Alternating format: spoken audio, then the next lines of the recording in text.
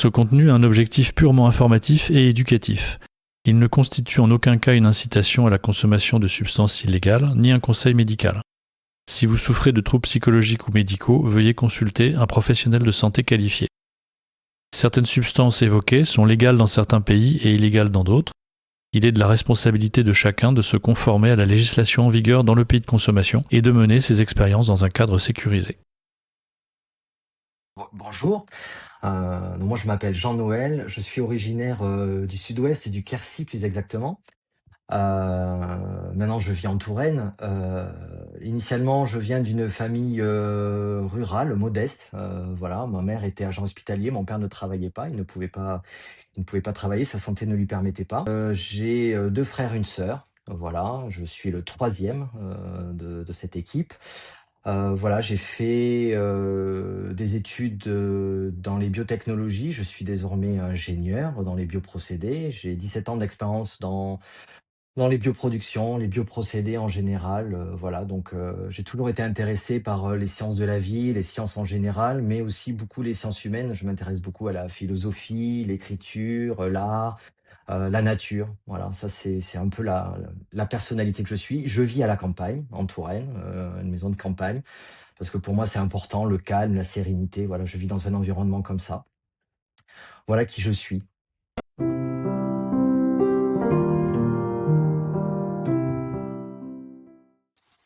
Alors, c'était totalement nouveau pour moi. C'est quelque chose, les drogues, moi, m'ont toujours fait peur. Voilà, j'avais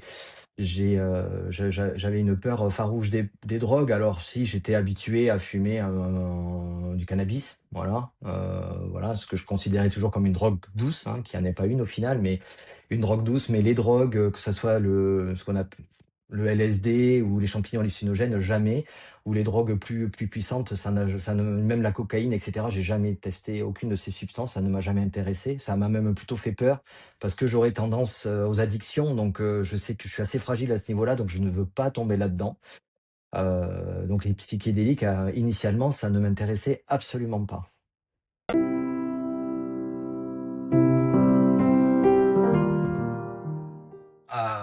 Alors moi, c'est un peu particulier. C'est la science qui m'a amené à la retraite, en fait. Initialement, alors pour dire l'histoire que j'ai avec les psychédéliques, j'avais vu des émissions ou des reportages sur Netflix il y a quelques années de ça, sur les voyages aux confins de l'esprit avec les psychédéliques. Alors sur le coup, ça m'avait passionné. J'ai dit un jour, je testerai, mais alors avec, au fond de moi, sachant que je testerai jamais parce que trop peur.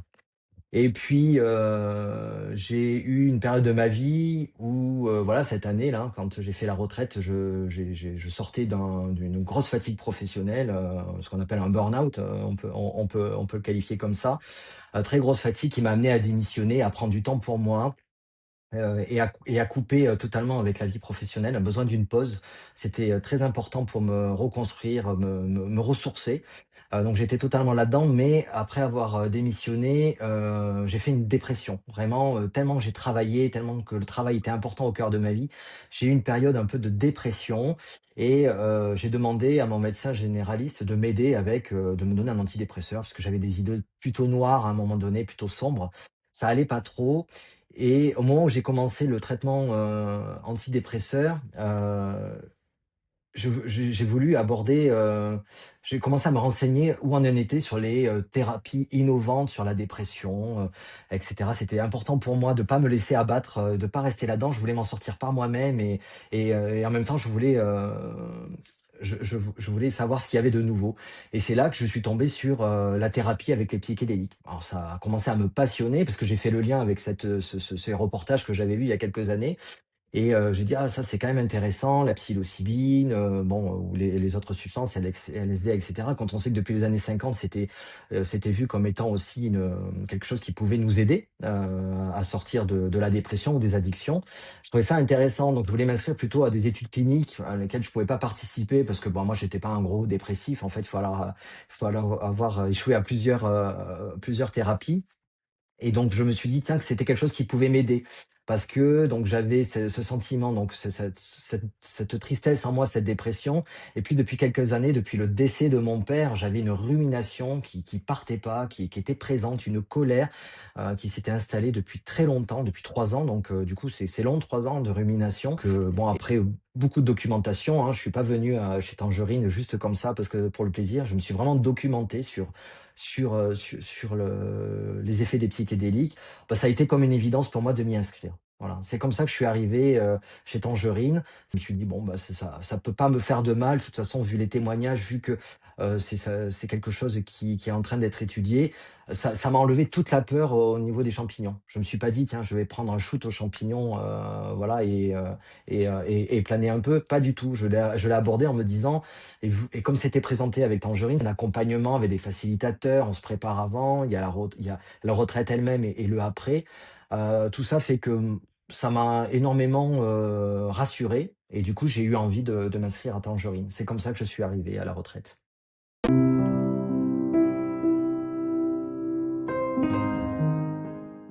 Alors bah, ça, c'était quelque chose que j'ai extrêmement apprécié parce que, bon déjà on a un premier contact, avec un facilitateur. Moi le contact est très vite passé, avec la personne, avec qui je suis rentré en contact, et ensuite il y a tout un tas de documents, notamment il y a un livret de préparation. Moi ce livret, j'ai tellement préparé qu'au final j'ai tellement mis d'éléments dedans que ça faisait 35 pages. Donc j'ai vraiment bossé sur toutes les questions que vous nous posiez et cetera pour vraiment la préparer. Ça m'a fait rien que ça m'a fait du bien et ensuite il y a la préparation physique juste avant la retraite où, on a un régime alimentaire un peu, différent. Moi j'ai arrêté la viande comme c'était préconisé. Alors je suis allé un peu dans l'extrême, hein, j'ai arrêté la cigarette, j'ai arrêté de fumer mon joint le soir, j'ai tout arrêté, en fait, le café, tout ce qui pouvait stimuler le système dopaminergique, en fait. J'ai voulu être le plus zen et le plus calme possible avant la retraite. C'est ce que j'ai fait. Ça m'a fait un bien fou parce que c'était un objectif, c'était une sorte de défi, de challenge, que j'avais envie de relever. Donc que ça soit la préparation écrite ou la préparation même physique avant la retraite, ça pour moi, ça a été quelque chose de très positif. Voilà et d'ailleurs, je conseille aux gens qui veulent faire ce type de retraite de vraiment bien la préparer. C'est pas aller à la retraite juste, je vais prendre des champignons et ça va se guérir tout seul. Ça marche pas comme ça. Il faut vraiment travailler sur ses intentions, bien les préparer et ça aide énormément.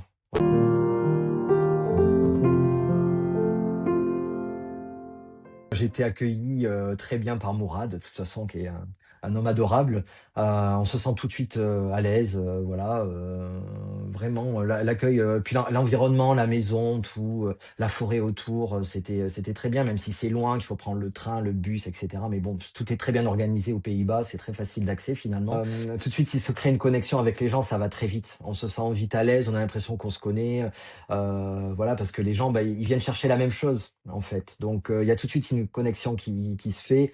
Donc, les gens arrivent, on se salue, on discute. C'était très fluide. Voilà. Et après, bon, ben, il y a eu les premières séances, les premiers exercices. On se réunit dans la pièce avec les facilitateurs qui nous font faire certains exercices.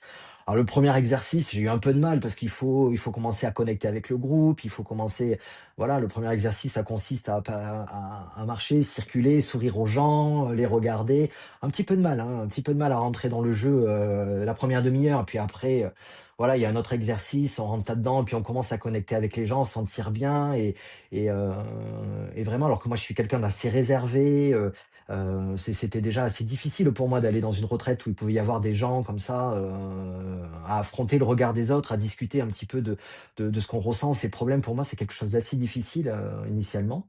Et puis finalement, là, ça s'est, très bien déroulé, voilà, toute la soirée, on mange très bien. La cuisinière est fantastique, elle nous a fait des repas, alors végétariens, extraordinaires. On mange très, très bien. Donc, la première soirée, s'est très bien passée. Ensuite, on a aussi une sorte de pré-cérémonie le premier soir, où on va dans la pièce, on s'allonge, sur les matelas très confortables, on est très bien et il y a, un facilitateur qui joue de la musique, voilà, un peu chamanique. C'est très fort, très intense. On commence à se connecter à l'environnement, à la pièce. On ressent vraiment des choses, très intéressante et c'était un moment très fort, très sympa et donc on est bien préparé pour le lendemain et donc après on est allé se coucher et puis, on a discuté un petit peu avec les gens donc la 1re journée très, très, J'ai tout de suite je me suis senti tout de suite à l'aise.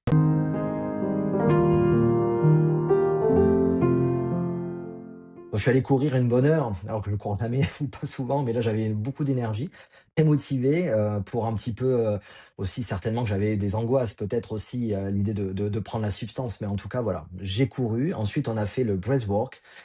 J'ai adoré le breathwork. Ça a été, j'en remercie encore Magali, pour ce travail-là parce que moi je connaissais la respiration, via le qigong, le travail du qi, l'énergie, la respiration grâce à la méditation de pleine conscience. Donc je connaissais la respiration, mais le breathwork, comme, il nous a été fait, c'était vraiment bien. En tout cas, moi, ça s'est super bien passé, cette séance d'une heure où vraiment j'ai senti, grâce à ce travail de breathwork pour la première fois, vraiment une énergie dans les mains, dans les pieds, dans le plexus solaire, une énergie se mettre en place, et cetera. Le travail de Magali était extraordinaire. J'ai passé un moment mais fabuleux et je lui avais même dit à l'issue du breathwork que moi, s'il y avait juste ça, déjà, j'étais content de ma journée parce que vraiment, voilà, le breathwork a été un moment de connexion et de plaisir et puis alors là, on se sent vraiment bien après et là, on est prêt, on est vraiment prêt. Ça nous prépare très, très bien à la cérémonie et on est hyper détendu, hyper conscient de ce qu'on va faire, voilà. Donc sachant que les facilitateurs nous ont bien préparé aussi la veille, hein, à comment ça allait se dérouler. Ils nous expliquent bien que de toute façon, ça se passe jamais comme on le croit, une cérémonie. Moi, j'étais persuadé d'avoir une déconnexion totale de mon ego, de partir, de vivre une expérience mystique. Ben, c'est pas du tout comme ça que ça s'est passé pour moi. Mais alors pas du tout. Mais c'était très intéressant. Et donc après le breathwork, on a la cérémonie du thé. La cérémonie du thé, c'est très sympa aussi parce que, bon, on nous explique, on prépare, on broie, on ajoute notre citron, notre gingembre, notre eau chaude et cetera. On prépare tout ça, on nous prépare. En fait, on nous prépare, on nous accompagne tout le long, on nous rassure, on nous explique, voilà, ce qu'on peut ressentir, voilà, ils mettent certaines règles aussi en disant, pendant le voyage, parce qu'ils appellent ça le voyage, pendant le voyage, il faudra rester sur votre matelas, gardez les bandeaux. Il y a des règles bien précises pour aller aux toilettes. On ne peut pas circuler comme ça sous champignon magique dans la maison et il nous explique bien pourquoi d'ailleurs, hein, voilà, parce que, et donc on est bien préparé, vraiment bien préparé. On discute aussi de nos intentions. Alors il y a aucune obligation, on n'est jamais forcé. Mais on avait bien aussi parlé avec les uns et les autres de nos intentions, voilà, pourquoi on était là, qu'est-ce qui nous a amenés là et donc d'arriver à le verbaliser en public aussi fait beaucoup de bien. Donc l'effet de groupe, l'effet de le faire en groupe, je pense que ça contribue beaucoup à la qualité de la retraite. Je conseillerais plus aux gens de le faire en groupe qu'une retraite individuelle, mais ça, c'est pour ma part, parce que je considère que ça nous aide, la présence des autres.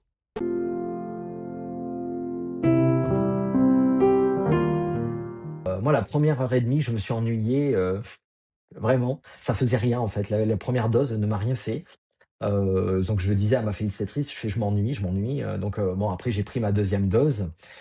Ça met un petit moment et puis, et moi je m'attendais vraiment à quelque chose de très sombre, de vivre des angoisses, d'avoir quelque chose de très très dur parce qu'on nous prépare à ça en disant: «Ça peut être très dur». Alors moi je m'étais dit: «Bah, ça va être obligatoirement dur, c'est pas possible, ça peut pas être autrement vu que je suis quelqu'un d'angoissé».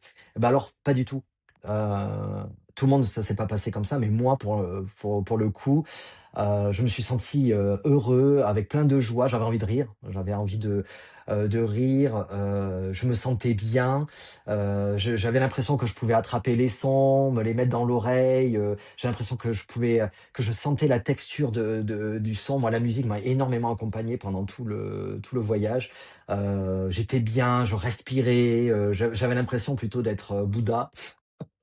Quelqu'un d'extrêmement zen, voilà. J'étais un enfant de 5 ans finalement qui s'était retrouvé à faire la sieste avec ses camarades de maternelle en fait, hein. Je me suis retrouvé dans cet état d'esprit-là, vraiment bien, j'avais plus de soucis, je trouvais que la vie était sans aucun souci. Vous savez, quand vous avez traversé des périodes très difficiles, de burn-out et cetera, avec beaucoup de soucis, toujours beaucoup de tracas, de penser au travail tout le temps et que d'un coup ça vous libère l'esprit en vous disant: «Il y a plus de soucis, plus de tracas», bah, vous vivez un moment de joie qui est quand même assez intense et moi, du coup, ça a été un voyage extrêmement joyeux, heureux. C'est pas le cas de tout le monde, hein. Il y en a qui traversent vraiment des choses très, très sombres et tout. Moi, je m'attendais à ça et non et j'étais même déçu.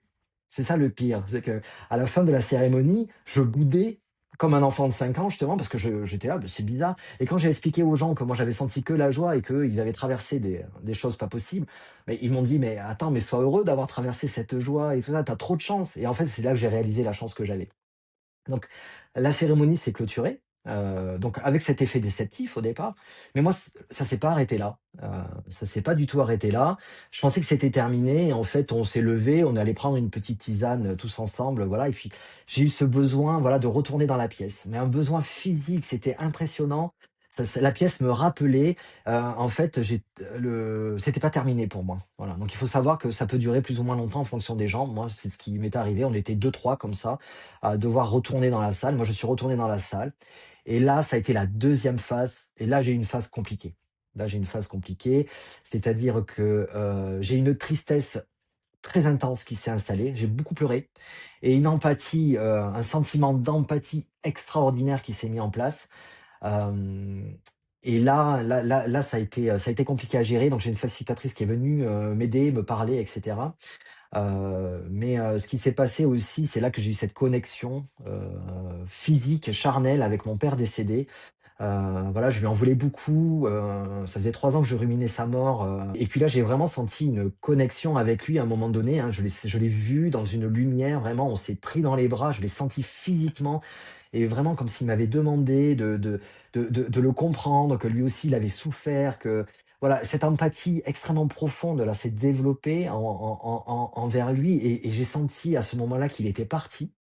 Alors je sais pas, hein, je sais pas si c'est l'esprit, si c'est interne ou et cetera, mais et là j'ai senti une libération, mais même encore aujourd'hui, je n'ai plus cette rumination, je n'ai plus ce poids qui m'appuyait sur la poitrine en permanence, une légèreté parce qu'en fait tout ça, ce deuil-là que j'arrivais pas à faire, voilà, j'avais jamais pu pleurer la mort de mon père, je l'avais, voilà, il s'était passé des choses compliquées avec lui. Alors j'avais une bonne relation avant qu'il meure, mais au moment où il est mort, ça a été très compliqué pour moi et là, dans la deuxième phase, ça a été une phase, voilà, où j'ai reconnecté avec mon père et on a pu se dire au revoir. Voilà, tout simplement et je suis sorti de là, ben, rempli de joie, rempli de gratitude, voilà, d'empathie. Alors j'avais beaucoup, beaucoup d'empathie pour tout le monde autour. Ça, c'était un peu difficile à gérer cette empathie. Voilà, on a envie de prendre tout le monde dans nos bras, dans les bras, on a l'impression qu'on ressent toute la peine du monde. C'est très dur à gérer. La nuit entière a été compliquée comme ça pour moi, hein, où je me suis senti, submergé par la douleur de l'humain sur terre, voilà, mais après c'est passé tout ça. Mais voilà comment s'est passée la cérémonie. Moi, ça a été 2 phases. Une phase vraiment de joie, de bonheur, j'étais un enfant et une deuxième phase vraiment où une de mes intentions, hein, qui était celle d'arriver à sentir de l'empathie pour mon père, c'était vraiment une intention que j'avais vraiment définie avant le et ça, c'est arrivé. Ça a fini par s'installer, se mettre en place et ça m'a submergé. Ça a pas duré très longtemps, mais ça a été très intense et là, j'ai été libéré. J'ai été libéré et j'ai senti, même encore aujourd'hui, beaucoup, beaucoup, beaucoup de gratitude, envers ça parce que c'est un poids énorme qui s'est enlevé pour moi.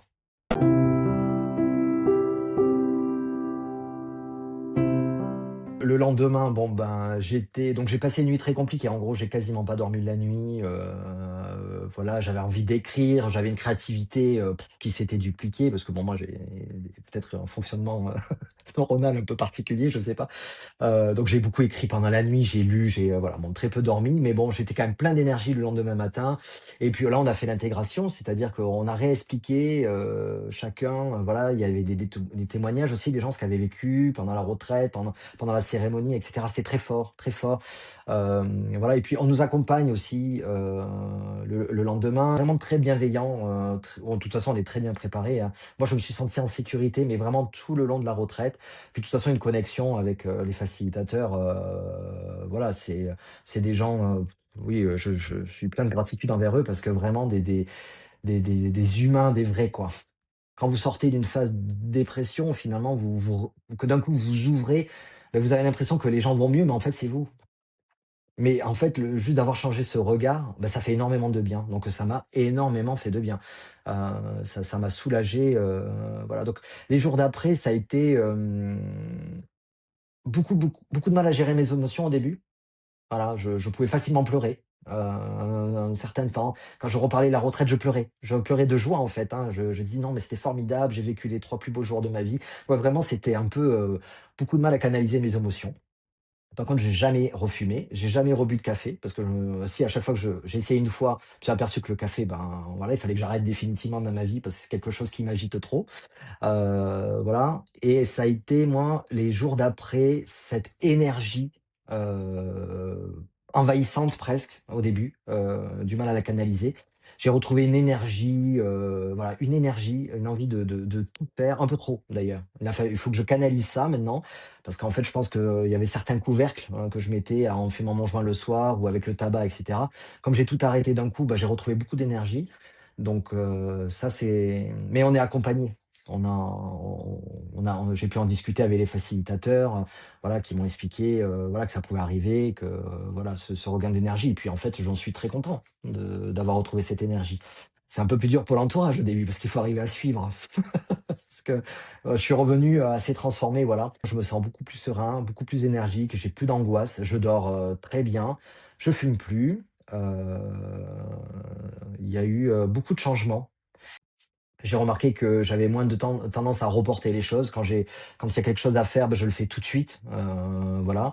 Je suis plus motivé, je renoue plus facilement le contact social aussi avec, mes amis, les gens.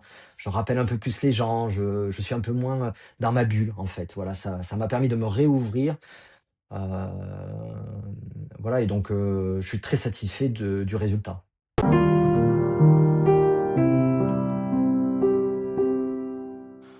La préparation, les intentions. Faire une retraite, c'est bien. Je le conseille énormément. Ce que j'ai vu par rapport à d'autres pratiquants et cetera, d'autres participants, c'est n'y allez pas si vous n'avez pas bien préparé vos intentions. Voilà. Je déconseille fortement aux gens de prendre d'ailleurs des champignons magiques comme ça, le côté festif ou, en se disant: «Je vais prendre ça, ça va aller mieux». Non, non, non, non. Ce qui est important, c'est la préparation, en amont, donc l'accompagnement pendant la cérémonie et l'accompagnement après. Donc la préparation, moi j'y ai passé beaucoup de temps.